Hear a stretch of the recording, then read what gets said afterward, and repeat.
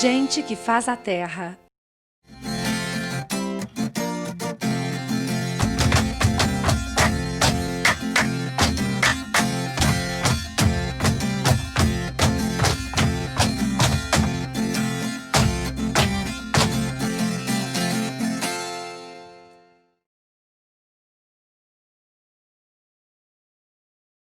O programa Gente que Faz a Terra apresenta a história da escritora montesclarense Amelina Chaves. Amelina faz parte da Academia Montesclarense de Letras. Com você, Amelina Chaves. Eu sou Amelina Chaves, sou escritora. É um trabalho que eu sonhei desde a infância. Eu realmente sempre pensei em ser escritora. Hoje já tenho um trabalho bem já elaborado, já reconhecido, com a publicação já de 15 livros e mais alguns escritos. Sou uma pessoa muito simples, que vem de zona rural. A minha escrita vem por vocação. Nunca alguém brigou, induziu para que eu fosse escritora. É uma coisa que vem do coração. Foi, talvez, dom mesmo divino. Eu sempre fui ligada à espiritualidade, já escrevi muito sobre espiritualidade. Mas tudo assim vindo, não sei como nem porquê. Sei que eu preciso escrever, faz parte da minha existência escrita. Qualquer angústia eu lavo toda a alma no papel. O papel é o grande confessor, o confessionário mais autêntico e mais sincero que a gente tem é uma folha em branco. Que nela já eu posso falar tudo silenciosamente e ela escuta. Não tem contraste, nem pergunta, nem críticas. Então é uma vida dedicada a uma folha em branco. Nunca me faltou tempo para a escrita. Em época alguma eu fiquei um dia sem escrever. Sempre eu estou escrevendo. Os assuntos vêm espontaneamente.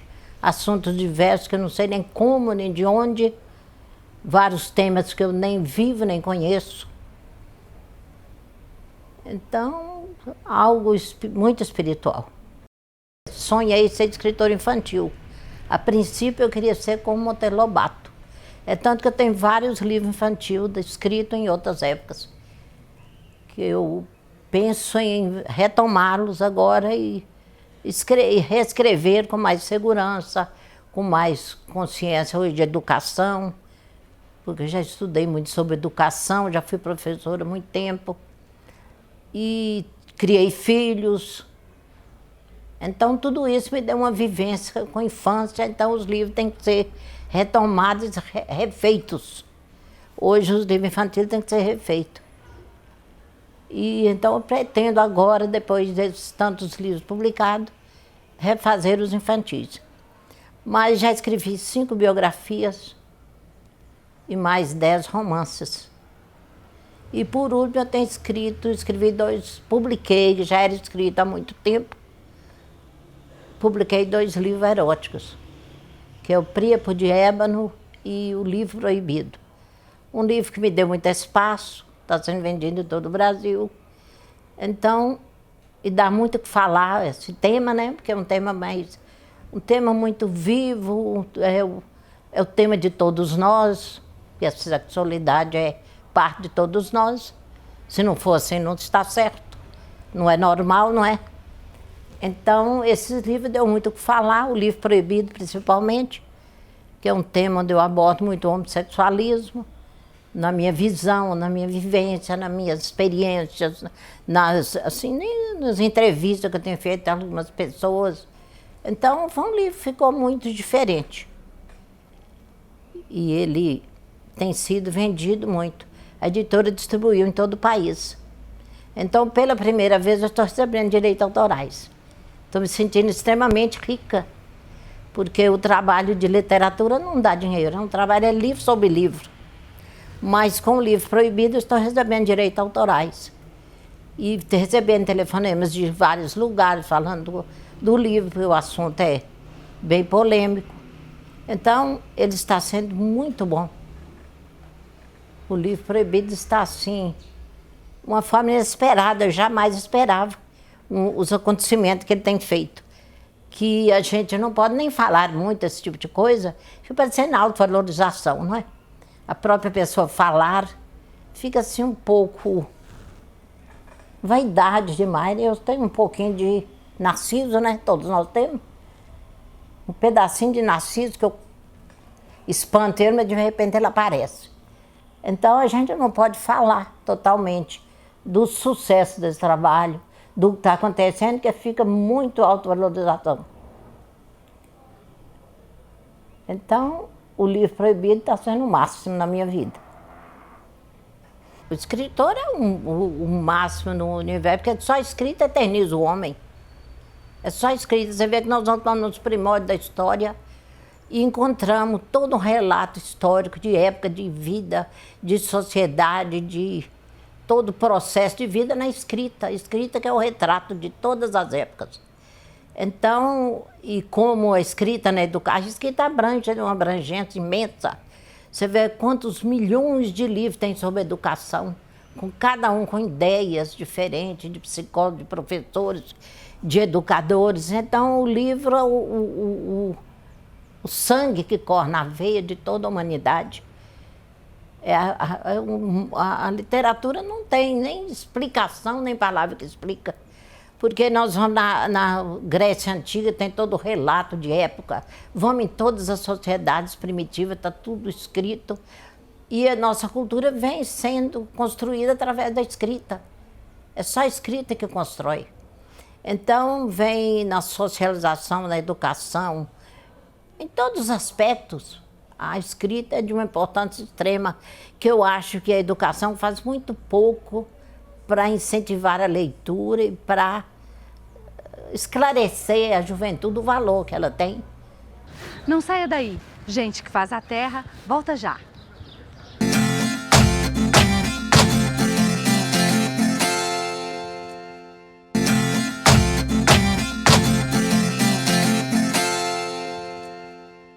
A Melina nos fala da importância dos livros no aprendizado.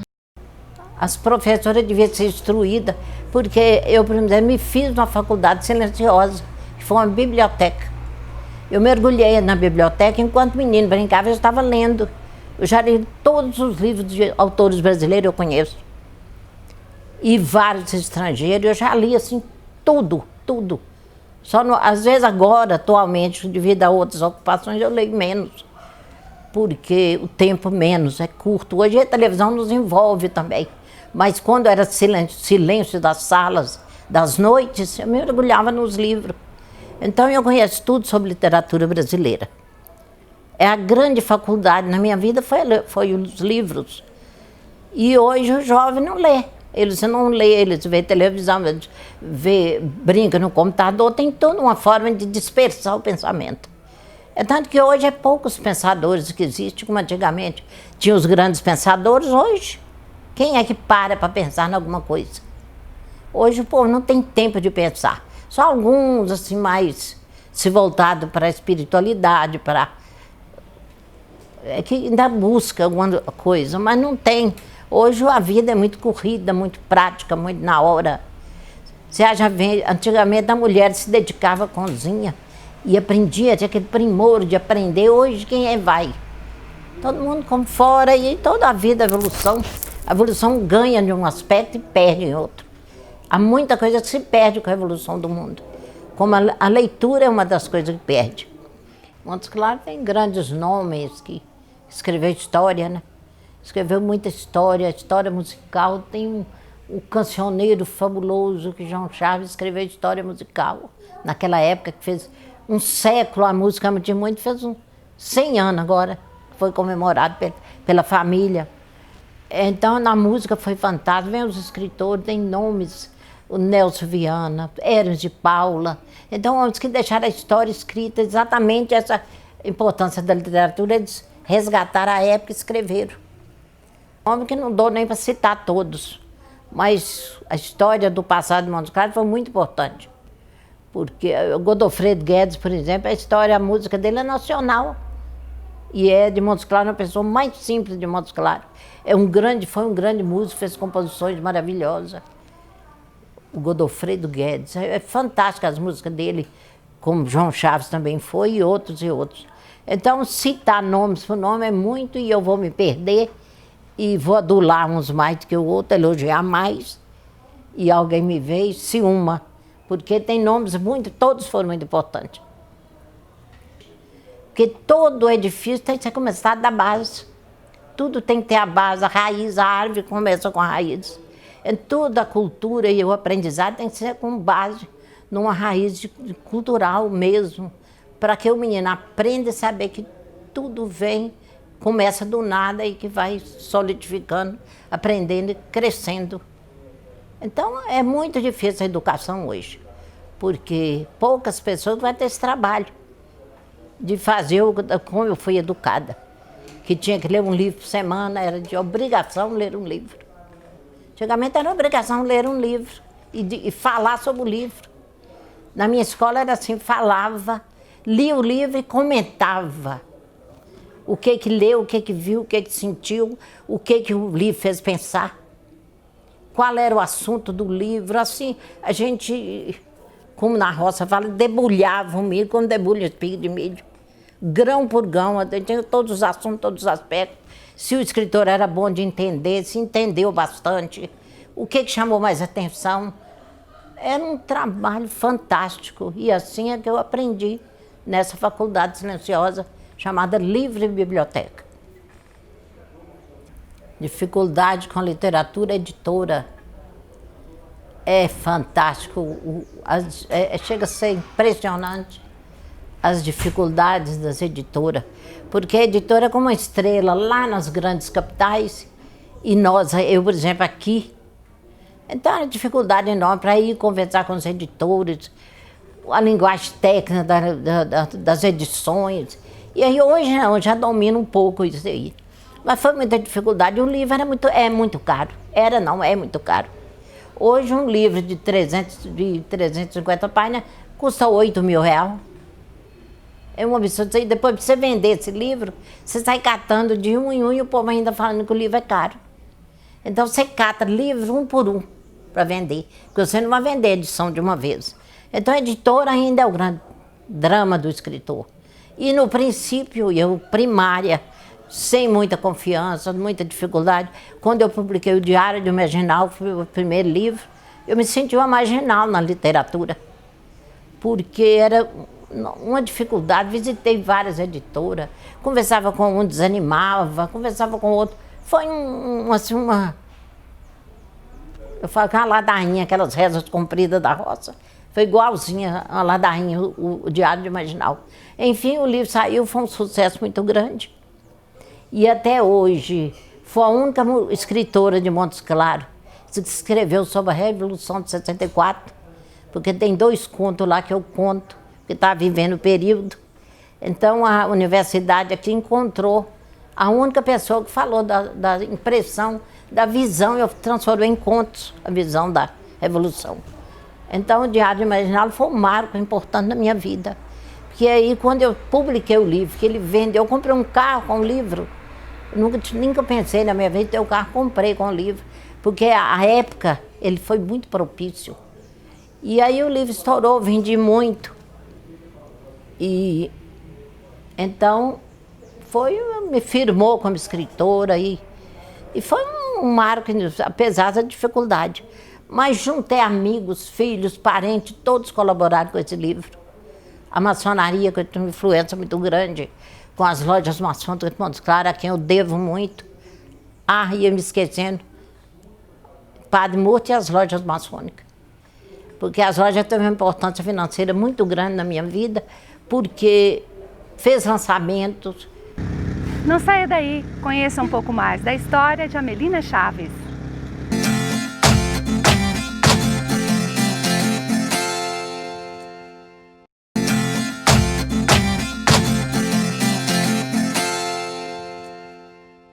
Conheça um pouco mais da história de Amelina Chaves.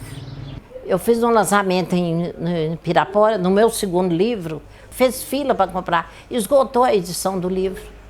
E eu fiquei arrependida de ter vendido. O Andarilho vendeu todo em Pirapora, no encontro de lojas maçônicas de todo o estado. Então juntou as lojas, todo mundo comprou livro. E o livro casava com o ambiente. Menina, mas foi assim, uma coisa tão fantástica. Eu senti a própria estrela de cinema nesse dia.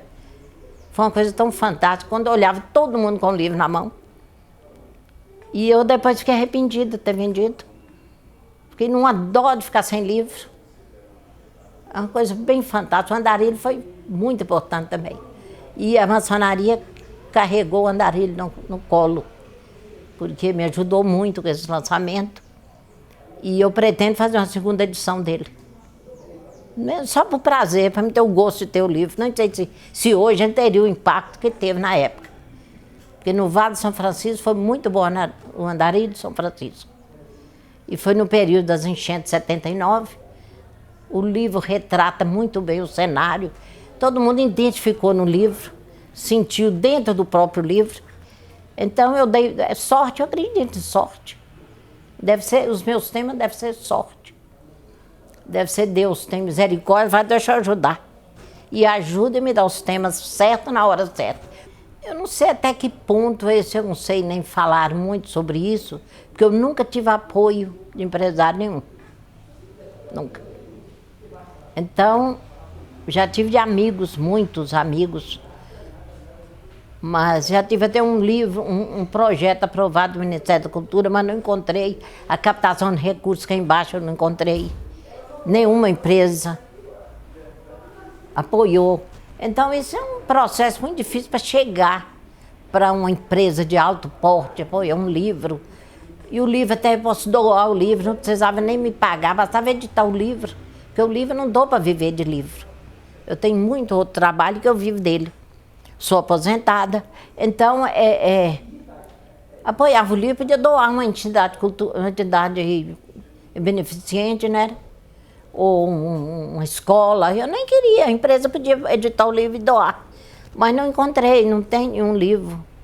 Tem amigos que me ajudam na edição do livro.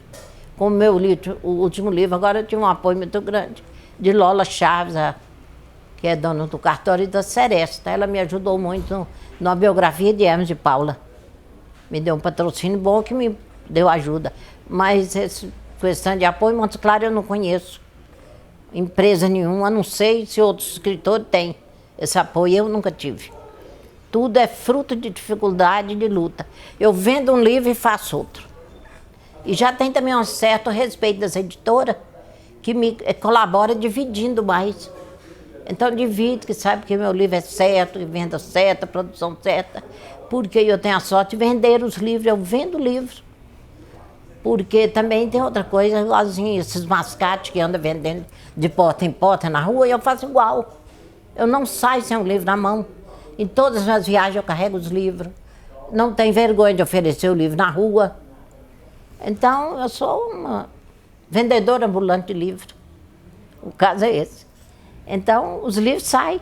Tem pessoas que compram que eu fico com vergonha. Falam assim, eu queria tanto adquirir o livro da senhora, onde é que eu acho? Eu falo, o livro aqui, já está na mão. Aí a pessoa compra assim, compra porque ficou sem graça. Então, eu não perco de vender livro, eu vendo sempre os livros. Daí a produção é livro sobre livro. Não tem lucro, não tem nada guardado de livro, mas só os livros. E é o que eu quero, é o que eu gosto, é o que eu faço. O que ele deu bravo, não fala que eu descobri o caminho das pedras. Eu achei bem interessante a citação do livro proibido, uma citação que eu nunca tinha escutado ainda, o nosso secretário aqui falou isso aí. Eu achei bem fantástico, ele é uma pessoa que eu estimo muito também, que tem me ajudado e orientado muito. Então, a mensagem para quem quer escritor, primeiro é gostar, amar o que faz. Porque nada, eu não acredito em nada que não seja pautado pelo amor. Tudo eu acho que o amor é uma determinada profissão, a escrita, a vida, vocês aqui estão por amor. Vocês fazem um trabalho desse apenas porque amam essa parte de comunicação.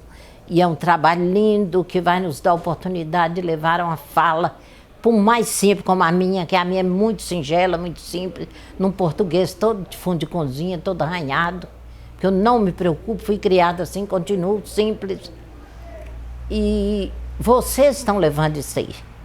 Eu acho uma coisa bem fantástica.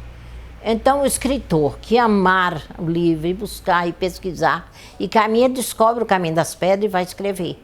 Mas, primeiramente, é preciso ter vocação. Eu acredito na arte só por vocação. A arte, a gente constrói, a arte aperfeiçoa nas universidades e nas escolas, aperfeiçoa a arte. Aperfeiçoa a escrita com português clássico e bonito, que é o que eu não tenho. Não sei português. Eu sei pensar e criar. Alguém tem que corrigir. Então, se o escritor tem vocação, ele descobre e escreve. Você haja visto que há milhares de repentistas que mal sabem escrever? Ou quanto eles criam de verso, de poesia e tudo é feito com maior simplicidade, um trabalho às vezes grandioso, né? Então é vocação e amor ao que faz. E o trabalho seu é trabalho de amor, e eu quero agradecer muito vocês deixar aqui, estar aqui com vocês, conversando e lavando a alma. Eu vou me aliviar, estou sentindo aliviada. Falar do que eu amo, do que eu gosto, que a escrita para mim foi uma vida inteira. Foi o grande amor da minha vida, foi escrever. E desde menina eu já escrevia. Eu tenho um caderninho que eu podia ter trago para você ver, um caderninho, eu tinha 15 anos. Eu já descrevia as paisagens, a natureza, os vaqueiros, que eram as figuras fazendanas da minha infância. Eu descrevia esses vaqueiros cavalgando nas planícies, tocando as boiadas. É uma imagem muito bonita que vai se perdendo, está se perdendo, acabando. Então a escrita é dom, não tem como. Tem que ter amor à escrita e à pesquisa, gostar de ler. Se não gostar de livros, não manusear os livros, não ler, não escreve. Eu acredito assim. Talvez seja diferente, né? Porque a verdade está com Deus, apenas Ele sabe a verdade das coisas. Mas a escrita, para mim, é isso. Tem que gostar do livro, amar os livros. E eu nunca dormi na cabeceira da cama ou debaixo do travesseiro sem um livro. Eu sempre tenho um livro debaixo do travesseiro. E se é erótico, melhor.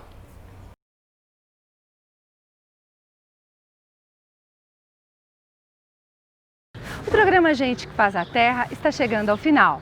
Aguardo você no próximo programa com um novo entrevistado. Até lá!